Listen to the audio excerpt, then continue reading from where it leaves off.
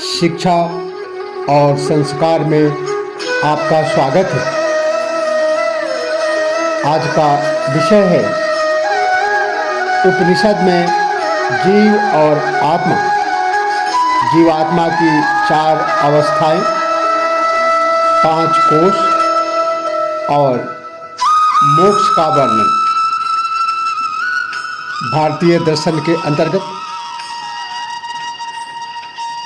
उपनिषद अध्यात्म विद्या का परम ग्रंथ है। कहते हैं उपनिषद में ब्रह्म की महिमा, जीवात्मा का संबंध और मोक्ष प्राप्ति आदि का वर्णन है। उपनिषद कहती है कि परमात्मा एक ही है, वह निर्गुण और निर्विकार है। वह सर्वशक्तिमान, सर्वत्र व्याप्त और अंतर्यामी है। उस परमात्मा को किसी भी जाति का, वर्ण के लोग सच्चे ज्ञान से पा सकते हैं। उपनिषद के अनुसार ब्रह्म ही परम तत्व है। बाह्य दृष्टि से ब्रह्म को परम तत्व माना गया है तथा आंतरिक दृष्टि से आत्मा ही परम तत्व है। बाह्य ऑब्जेक्टिव और आंतरिक सब्जेक्टिव में तत्वतः भेद नहीं, अभेद है। परम तत्व एक अद्वैत रूप है जिसे बाह्य दृष्टि से ब्रह्म और आंतरिक दृष्टि से आत्मा कहते हैं। ये एक ही परम तत्व के 2 नाम है। आत्मा और ब्रह्म में कोई भेद नहीं है। जीवात्मा और परमात्मा में कोई भेद नहीं है। आत्मा का शुद्ध स्वरूप सत्य, चित्त, आनंद है। जन्म, मरण, रोग, विनाश आदि सभी शरीर के धर्म है, आत्मा के नहीं। उपनिषद के अनुसार जीव और आत्मा एक ही शरीर में अंधकार और प्रकाश की तरह निवास करते हैं। जीवात्मा कर्म के फलों एवं दुख सुख को भोगता है, लेकिन आत्मा कर्म एवं पाप पुण्य से परे है। उपनिषद में जीव और आत्मा दोनों को नित्य और अजन्मा माना गया है। वह ज्ञाता, कर्ता तथा भोक्ता है। उसका पुनर्जन्म होता है।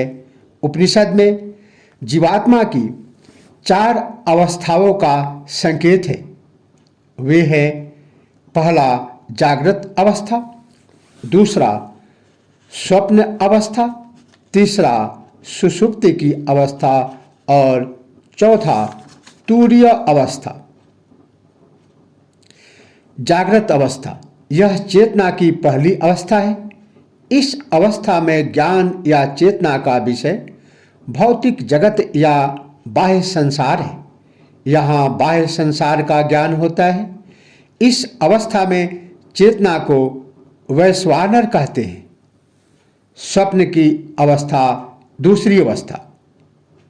यह अवस्था, इस अवस्था में ज्ञान का विषय आंतरिक होती है। इस अवस्था में चेतना को तेजस कहते हैं।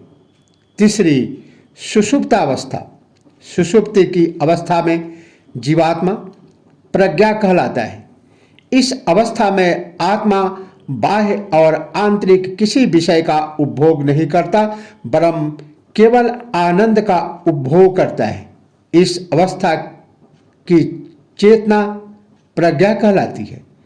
चौथी और अंतिम अवस्था तुरीय अवस्था। यह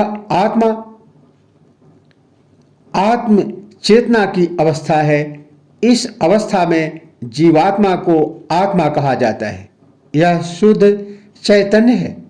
इसी आत्मा को परम तत्व माना गया है। तुरीय अवस्था की आत्मा ही ब्रह्म है। उपनिषद में जीव के 5 कोशों का वर्णन किया गया है। अन्नमय कोश, प्राणमय कोश, मनोमय कोश, विज्ञानमय कोश और आनंदमय कोश। सर्वप्रथम अन्नमय कोश। यह स्थूल शरीर अन्न पर आश्रित है, इसे अन्नमय कोश कहा गया है। अन्न ही परम सत्य है।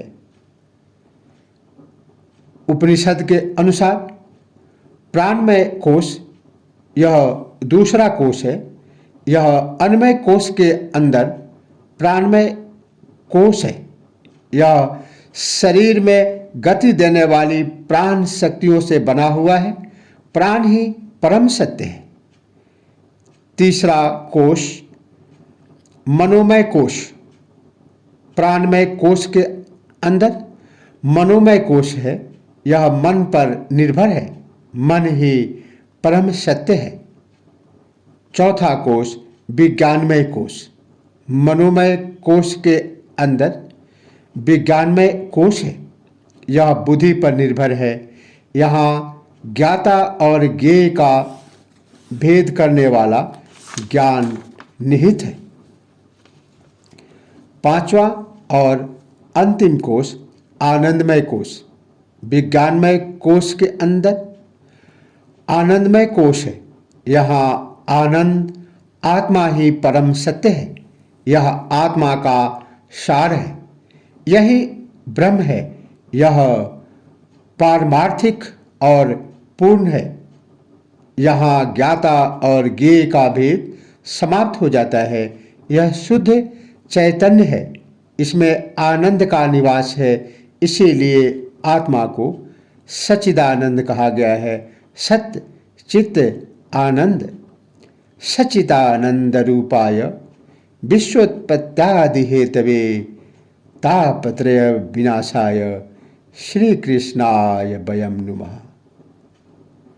यह आनंदमय कोश सत्य चित्त आनंदमय है। अगला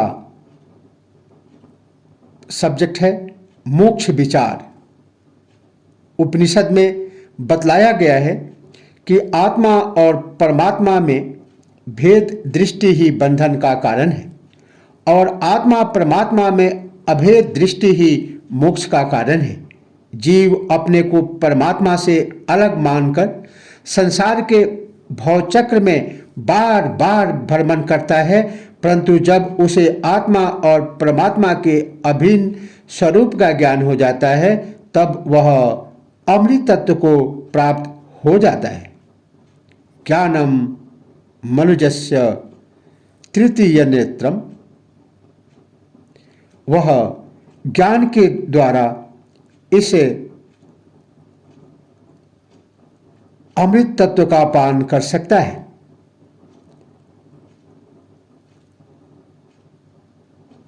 परमात्मा का साक्षात्कार कर लेने पर हृदय की ग्रंथि टूट जाती है, सारे संशय नष्ट हो जाते हैं तथा समस्त कर्म छीन हो जाते हैं। जो ब्रह्म को जानता है वह ब्रह्ममय हो जाता है। जिस प्रकार सभी इंद्रियां अपने नाम और रूप को छोड़कर जिस प्रकार सभी नदियां अपने नाम और रूप को छोड़कर समुद्र में लीन हो जाती हैं, उसी प्रकार विद्वान नाम और रूप से मुक्त होकर दिव्य से भी दिव्य पुरुष को प्राप्त हो जाता है। आत्मा परमात्मा के ऐक भाव का अनुभव ही मोक्ष है। मोक्ष ज्ञान के द्वारा संभव है। उपनिषद में मोक्ष 2 प्रकार के माने गए हैं, जीवन मुक्ति और विदेह मुक्ति। शंकराचार्य के अनुसार मोक्ष अज्ञान की निवृत्ति मात्र है। ज्ञानी जीविता अवस्था में ही मुक्ति को प्राप्त कर लेता है। जब अज्ञान का नाश हो जाता है तब जीवन मुक्ति मिलती है। मोक्ष प्राप्त व्यक्ति का प्रारब्ध कर्मानुसार शरीर रहता है, किंतु वह सभी प्रपंचों से दूर रहता है। संसार में रहकर भी वह संसार के दुख सुख से तटस्थ रहता है। संसारिक विषय के लिए तृष्णा नहीं रह जाती है। जब जीव के सभी कर्म संचित प्रारब्ध और क्रियामान नष्ट हो जाते हैं और उसका शरीर छूट जाता है, तब उसे विदेह मुक्ति की अवस्था प्राप्त होती है। यही मोक्ष है। मुक्ति मोक्ष का विचार उपनिषद का मुख्य विषय है। आज इतना ही। फिर अन्य प्रकरण में, तब तक के लिए ओम नमः शिवाय। जय श्री कृष्ण।